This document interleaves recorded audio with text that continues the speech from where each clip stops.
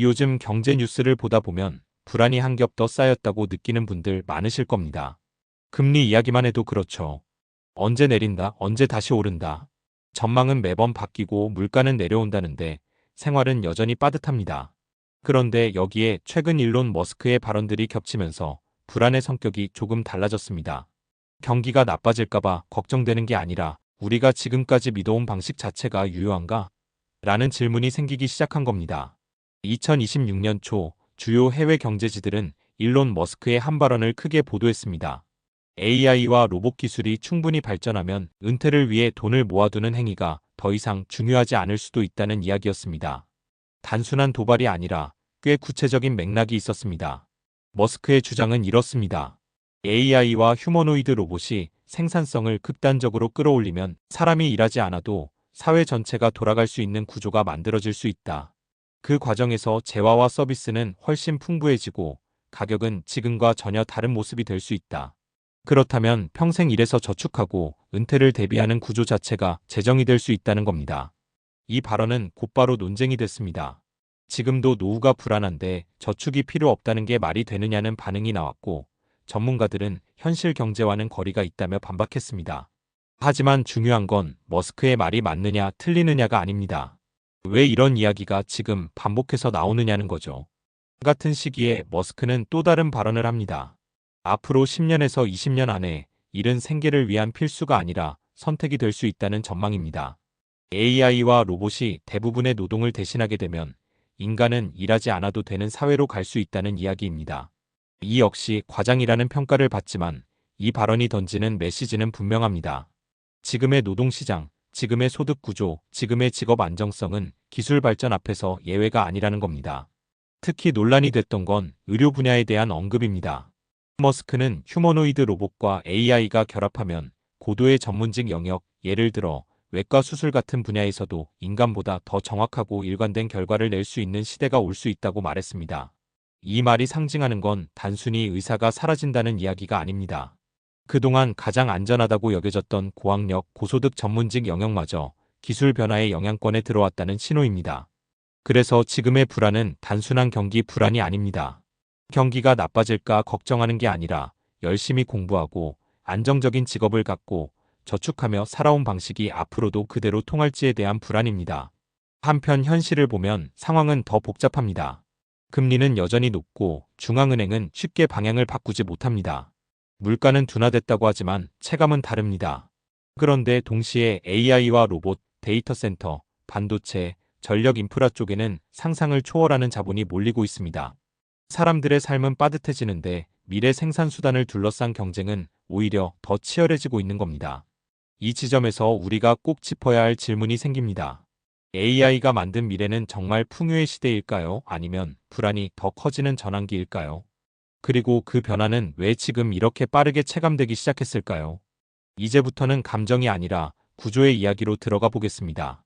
AI가 왜 단순한 기술이 아니라 경제의 규칙을 바꾸는 존재로 취급받기 시작했는지 아주 쉬운 비유로 하나씩 풀어가 보겠습니다. 앞에서 말씀드린 일론 머스크의 발언을 이해하려면 먼저 한 가지를 분명히 해야 합니다. 머스크가 말하는 AI는 편리한 도구가 아니라 생산 방식 자체를 바꾸는 존재라는 점입니다. 이걸 가장 쉽게 설명할 수 있는 비유가 하나 있습니다.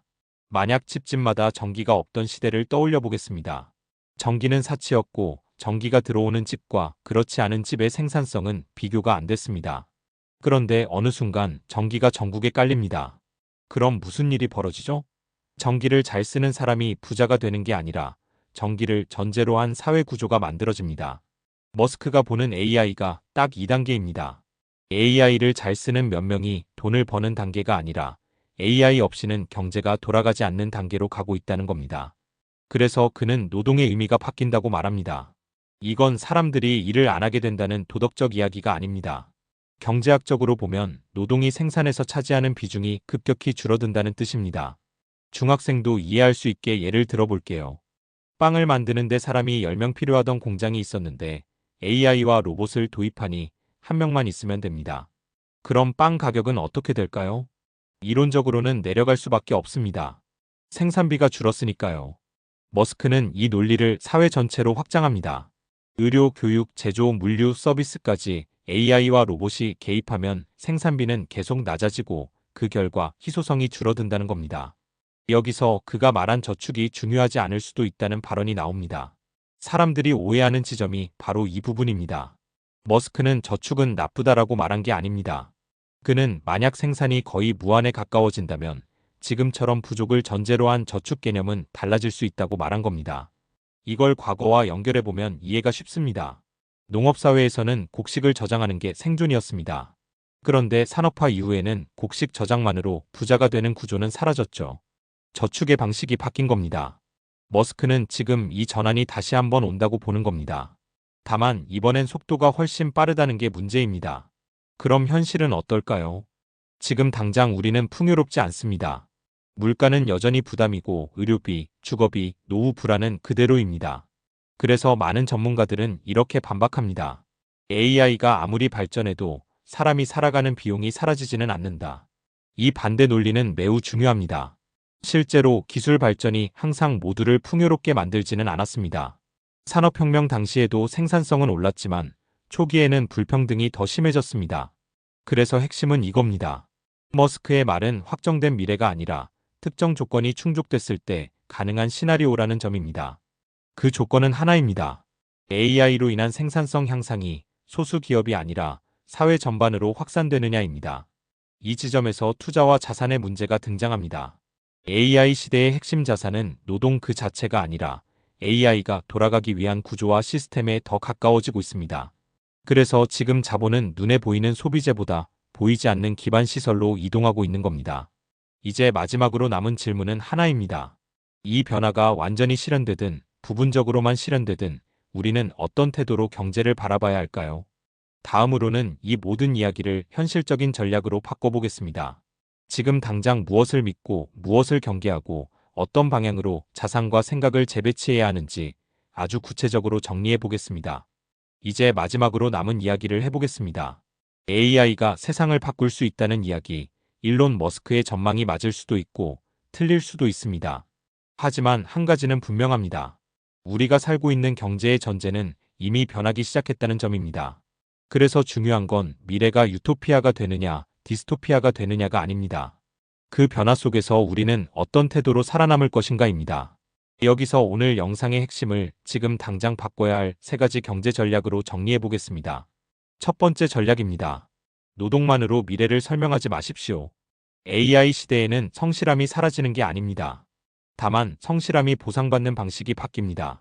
과거에는 시간을 많이 투입하는 사람이 유리했다면 앞으로는 구조와 시스템에 얼마나 연결되어 있느냐가 중요해집니다. 이 말은 직장을 버리라는 뜻이 아닙니다. 월급을 무시하라는 말도 아닙니다. 다만 내 노동이 끊기면 모든 소득이 멈춘다는 구조에서 조금씩 벗어나야 한다는 뜻입니다. AI는 노동의 가치를 없애는 게 아니라 노동을 보조 변수로 만들고 있습니다. 그래서 앞으로의 안정성은 직업명보다 구조에 얼마나 연결되어 있는지가 결정합니다. 두 번째 전략입니다. 저축을 믿되 저축만 믿지 마십시오. 머스크의 발언이 가장 많이 오해된 지점이 바로 여기입니다. 그는 저축이 쓸모없다고 말한 게 아닙니다. 미래의 구조가 바뀌면 저축의 역할도 달라질 수 있다고 말한 겁니다. 현실적으로 보면 지금 당장 저축은 여전히 중요합니다. 위험을 막아주는 방패이고 선택지를 만들어주는 완충장치입니다. 하지만 저축만으로 미래를 해결할 수 있다는 믿음은 점점 위험해지고 있습니다. 물가, 기술 변화, 정책 리스크는 저축의 실질 가치를 계속 흔들고 있기 때문입니다. 그래서 중요한 건 저축을 목적이 아니라 수단으로 두는 겁니다. 쌓아두는 돈이 아니라 움직일 수 있는 자원으로 생각하는 겁니다. 세 번째 전략입니다. 풍요를 믿되 분배를 의심하십시오. AI가 만들어낼 미래가 풍요로울 수 있다는 말, 충분히 가능성 있는 이야기입니다. 생산성은 실제로 빠르게 올라가고 있습니다. 하지만 경제는 늘 이렇게 움직여왔습니다. 기술은 먼저 등장하고 풍요는 나중에 오며 그 사이에 불균형이 생깁니다. 산업혁명도 그랬고 인터넷혁명도 그랬습니다. 초기에는 항상 기술을 소유한 쪽과 그렇지 않은 쪽의 격차가 벌어졌습니다.